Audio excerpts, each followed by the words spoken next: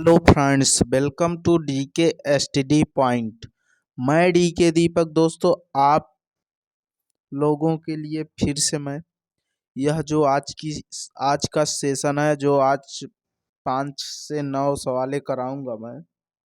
तो इन सवालों को आप बेहतरीन ढंग से पढ़िएगा दोस्तों, क्योंकि ये सभी सवालें आपके किसी न किसी एग्जाम में पूछी गई हैं। जैसे हो गया एनटीपीसी में पूछी गई है, रेलवे ग्रुप डी के एग्जाम में पूछी गई है, और जो है हमारा यूपी टेट में भी पूछा गया है, और यह स्टेट में इससे सवालें आई हैं। सी टेट में भी पूछी गए हैं, सीजीएल में पूछा गया है ये सभी सवालें। तो दोस्तों, इस सेशन को आप जितना भी मैं इस समय वीडियो करा रहा हूँ, वो सभी किसी न किसी पेपर में आए हुए प्रश्न हैं दोस्तों। तो कृपया इन सभी प्रश्नों को आप लोग बहुत बेहतरीन ढंग से पढ़िएगा दोस्तों, क्योंकि आप लोग इन सभी वीडियो को जब तक अच्छे ढंग से नहीं पढ़ेंगे तब तक आप लोगों की मैथ मजबूत नहीं होने वाली है। और हाँ दोस्तों, आप लोगों से अनुरोध है कि आप लोग अगर चैनल पे नए हो तो चैनल को तुरंत सब्सक्राइब करें दोस्तों, क्योंकि इसी प्रकार की वीडियो देखने के लिए आप लोगों को चैनल को सब्सक्राइब करना पड़ेगा, जिससे कि मैं जब भी नई वीडियो डालूं तो आपके पास नोटिफिकेशन तुरंत पहुंच जाए। और हाँ, सीटेट 31 तारीख से फॉर्म भरा जाएगा, और उसके लिए मैं ऑफलाइन भी बैच स्टार्ट करने वाला हूं, और ऑनलाइन तो चल ही रहा है। ठीक है दोस्तों, तो जय हिंद दोस्तों। अब आते हैं टॉपिक पर। तो देखिए दोस्तों, पहली सवाल यहाँ पर दिया गया है, निम्नलिखित में से कौन सी वास्तविक संख्या नहीं है। इसमें पूछा जा रहा वास्तविक संख्या नहीं है, ये चारों ऑप्शन है, इसमें से पूछा जा रहा वास्तविक संख्या नहीं है। तो देखिए, वास्तविक संख्या वह होता है जो परिमेय और अपरिमेय दोनों हो। परिमेय और अपरिमेय क्या कहलाते हैं? वास्तविक संख्याएं कहलाते हैं। काल्पनिक संख्याएं जो इमेजिनरी नंबर होते हैं, काल्पनिक संख्या को इंग्लिश में कहते हैं इमेजिनरी नंबर, जो हम क्या कर सके, सिर्फ कल्पना कर सकें। तो जैसे कि वह संख्या हम मतलब कुछ भी, जैसे कि मान लीजिए कोई भी संख्या लिखे, उसके इधर उधर ऐसा वैसा कर दे जो कि काल्पनिक हो, उसी तरीके से। ठीक है, तो जैसे यहाँ पर दिया गया है पाई। पाई तो देखिए अपरिमेय है, तो यह हो जाएगा, चूंकि पाई वास्तविक संख्या है, इसका एक मान होता है, चाहे वह मान निश्चित हो या अनिश्चित हो, उससे मतलब नहीं है। लेकिन 22/7 यह भी p/q के अर्थात यह परिमेय संख्या है, अर्थात यह भी वास्तविक संख्या, चूंकि 22/7 है, यह वास्तविक दिख रहा है। पाई भी एक निश्चित अर्थात वास्तविक संख्या है, लेकिन यहाँ पर √5 भी क्या है? एक वास्तविक संख्या है, भले ही यह अपरिमेय हो ना। √5 क्या है? एक अपरिमेय संख्या है, उससे हमसे मतलब नहीं है दोस्तों। लेकिन यहाँ पर हमसे मतलब क्या है दोस्तों? यहाँ पर यह मतलब रखना है हमको कि यह परिमेय भी हो और अपरिमेय भी हो, वह संख्या क्या कहलाती है? वास्तविक संख्या। लेकिन यहाँ पर काल्पनिक संख्या, लेकिन यहाँ पर देखिए √5 -5 है, रूट के अंदर -5 है। अगर यहाँ पर कुछ और भी होता, जैसे यहाँ पर रूट के अंदर मान लेते हैं -4 होता, क्या इसका निकल जाएगा? कभी भी वह यह वर्ग से बाहर नहीं आएगा। भले 4 एक पूर्ण वर्ग संख्या, लेकिन यहाँ पर -1 क्या है? माइनस तो एक ही है ना। अगर हम इसको लिख सकते हैं 2 × 2, लेकिन यहाँ पर माइनस है, किसी एक में हमको माइनस रखना पड़ेगा। ठीक है दोस्तों, तो आई होप आप लोग समझ चुके होंगे, यह सभी क्या है, यह सभी संख्याएं क्या है? वास्तविक है। यह भी वास्तविक, यह भी और यह भी, लेकिन यह एक कैसी संख्या है? यह एक काल्पनिक संख्या है दोस्तों। ठीक है, अगली सवाल की बात किया जाए। अगली सवाल दिया गया, सबसे छोटी पूर्णांक है, सबसे छोटा पूर्णांक है। ठीक है, सबसे छोटा पूर्णांक। तो देखिए, सबसे छोटा पूर्णांक क्या होता है? जो पूर्णांक संख्या किसे कहते हैं? जो धनात्मक और ऋणात्मक तथा उदासीन हो। उदासीन क्या होता है? जीरो। जीरो एक उदासीन संख्या है। तो हम क्या करेंगे दोस्तों? जीरो को तो लेंगे नहीं। तो अगर हम इस तरफ देखें, माइनस माइनस की तरफ जितनी आगे बढ़ते चले जाएंगे, उतनी संख्या छोटी होती चली जाए, क्या अनंत होगा? अनंत नहीं। हाँ अनंत भी बोल सकते, लेकिन यहाँ पर ज़्यादातर आप लोग अगर ज्ञात नहीं किया जा सकता तो इसे ही आप लोग ऑप्शन में मार देंगे।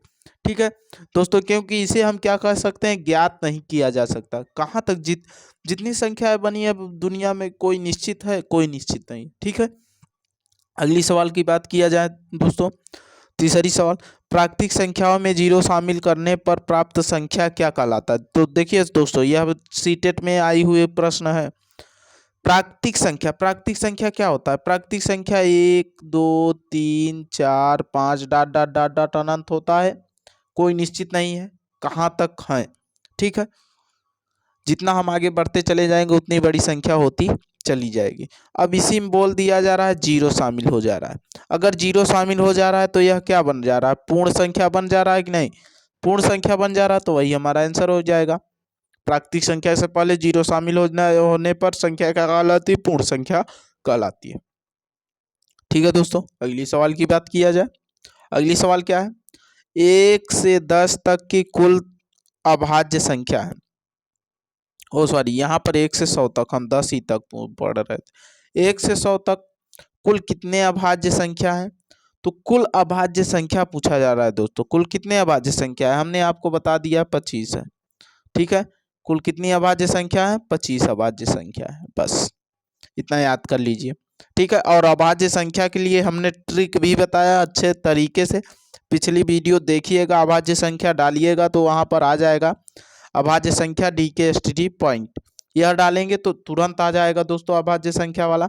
हमने यहाँ तक बताया कि अभाज्य संख्या कैसे निकाली जाती है, कौन अभाज्य संख्या हो सकती है, कौन अभाज्य संख्या नहीं हो सकती, हमने यहाँ तक की सभी वीडियो बताए हैं दोस्तों। ठीक है, अब पांचवी सवाल की बात किया जाए दोस्तों, यह भी बहुत अच्छी सवाल है दोस्तों। यहाँ पर बोला जा रहा है 4 अंक की कुल कितनी संख्या है।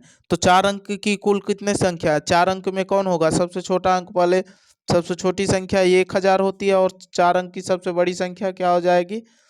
9999 हो जाएगा।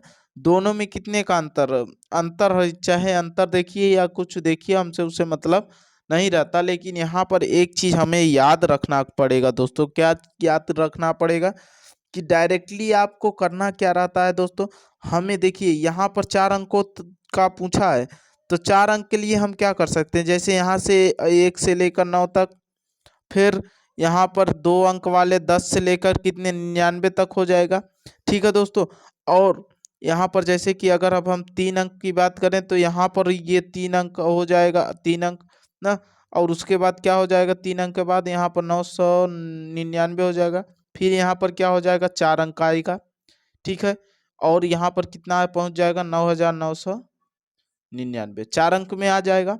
तो देखिए यहाँ से यहाँ तक 9 अंक होंगे, यहाँ से यहाँ तक कितने अंक होंगे दोस्तों, यहाँ से यहाँ तक कितने अंक होंगे, 2 अंक वाली संख्या है तो 90 हो जाएंगे, चूंकि 1 से लेकर 90 99 तक 90 से 99 संख्या 9 तो माइनस कर दिए तो 90 बचेगा। अब यहाँ पर यहाँ से यहाँ तक की संख्या माइनस हो जाएगी, तो यहाँ पर 99 माइनस करेंगे तो 900 बचेगी। ठीक है, अब यहाँ पर यह वाली संख्या हम क्या करते हैं, यहाँ पर घटा देंगे तो हमारा क्या आ जाता है, आंसर आ जाएगा, अर्थात कितना हो जाएगा, 9000। 9000 ऑप्शन नंबर 20 सही हो जाएगा। ठीक है दोस्तों, आप इस तरीके से, यह जो है सीटेट में आया हुआ प्रश्न है दोस्तों, तो इसलिए हमने इसको अवश्य शामिल किया। 4 अंकों की कुल कितनी संख्या है दोस्तों, 9000 है। 4 अंकों की कुल कितनी संख्या है, 9000 है दोस्तों। ठीक है दोस्तों, आप इसे इस तरीके से भी निकाल सकते हैं, जैसे यहाँ पर अंतिम पद क्या है, अंतिम पद यह है, तो प्रथम पद में से अंतिम पद में से प्रथम पद माइनस कर दीजिए, तो अंतिम पद से प्रथम पद माइनस करेंगे तो कितना आ जाएगा, 999 आ जाएगा। तो अगर यहाँ पर कुल कितनी संख्या पूछा गया तो यहाँ पर +1 कर देते हैं दोस्त, +1 नहीं, इसको घटाए हैं सही ना, अगर इसको घटाएंगे तो 999 यहाँ पर 8 आ जाएगा। ठीक है दोस्तों, या 8 आ जाएगा, इसमें क्या करते हैं, कुल पूछा जाए +1 कर दीजिएंगे तो क्या आ जाएगा, हमारा 9000 आ जाएगा। इस तरीके से भी हम हल कर सकते हैं, हमने 2 तरीका इसका बता दिया है दोस्तों। तो यह एक पहला तरीका हो जाएगा दोस्तों, और यह क्या हो जाएगा, हमारा दूसरा तरीका हो जाएगा। ठीक, यह हमारा कॉन्सेप्ट है, यह हमारा ट्रिक है। अर्थात प्रथम पद और अंतिम पद में से प्रथम पद घटाने पर +1 कर देते हैं तो हमारा वहां पर हमारा क्या मालूम हो जाएगा, कुल कितनी संख्या है यह मालूम हो जाता है। ठीक है दोस्तों, इसमें से भी आप निकाल सकते हैं, इसमें भी आप निकाल सकते हैं, इसमें भी आप सब में कर सकते हैं वही इसी ट्रिक से। ठीक है दोस्तों, अगली सवाल की बात किया जाए। दो प्राकृतिक सम संख्याओं का योग हमेशा क्या कहलाता है, हमेशा सम संख्या कहलाता है। देखिए, अगर सम संख्या को चाहे जोड़ें या घटाएं सम संख्या में, तो हमेशा क्या आएगा, सम संख्या आता है। हमेशा क्या आता है दोस्तों, सम संख्या ही आएगा। जैसे देख लीजिए, यहाँ पर 2 हमने जोड़ा और यहाँ पर 4 जोड़ा, 6 आ रहा है। अगर यहाँ मान लीजिए हम 56 जोड़ रहे हैं तो फिर यहाँ पर हम 78 जोड़ रहे हैं। दोनों सम संख्या जोड़ रहे हैं, 8 6 14 गई 4, हासिल लगा 1, 7 5 12 1 हासिल 13, 134 कितना है, सम संख्या है। ठीक है, इसी तरीके से अगर हम विषम संख्या को जोड़ेंगे तो हमेशा हमें क्या प्राप्त होगी, सम संख्या, अर्थात विषम प्लस विषम, विषम प्लस विषम, विषम प्लस विषम बराबर क्या होता है दोस्तों, विषम ही आएगा। क्या आएगा, विषम आता है। विषम आएगा, चाहे देखिए 3 प्लस सम आता है, सम आता है।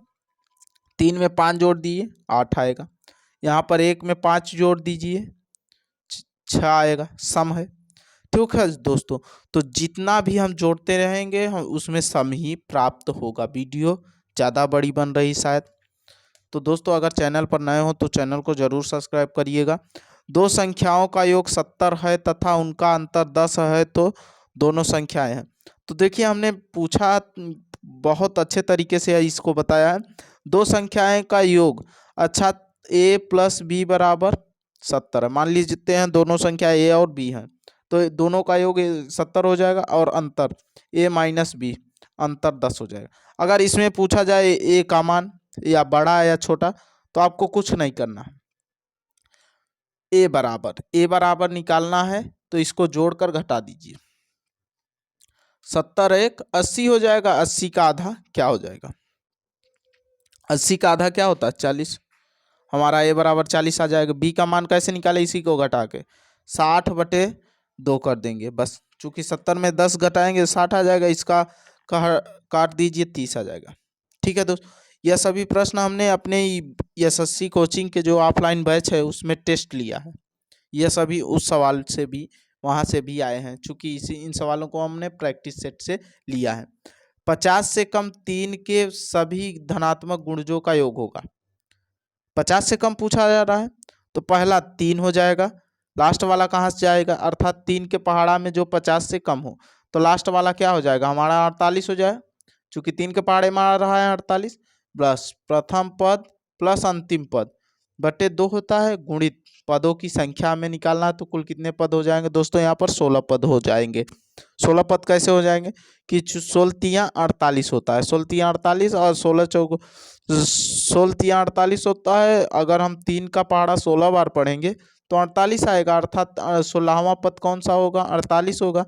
अगर हम 17वां पद पढ़ेंगे तो 51 हो जाएगा, चूंकि 3 इसमें जुड़ेगा ना, 3 3 के गैप पर होना चाहिए, तो जोड़ लीजिए। अब इसको हल कर लीजिए तो 8 3 11 हो जाएगा, 1 हो जाएगा अर्थात 51, और इसको छोटा कर दीजिए 16 हो जाएगा, 8 हो जाएगा। तो 8 का मल्टीप्लाई करेंगे तो 8 का मल्टीप्लाई करेंगे तो 8 एकम 8 और 8 पंचे 40, 40 8।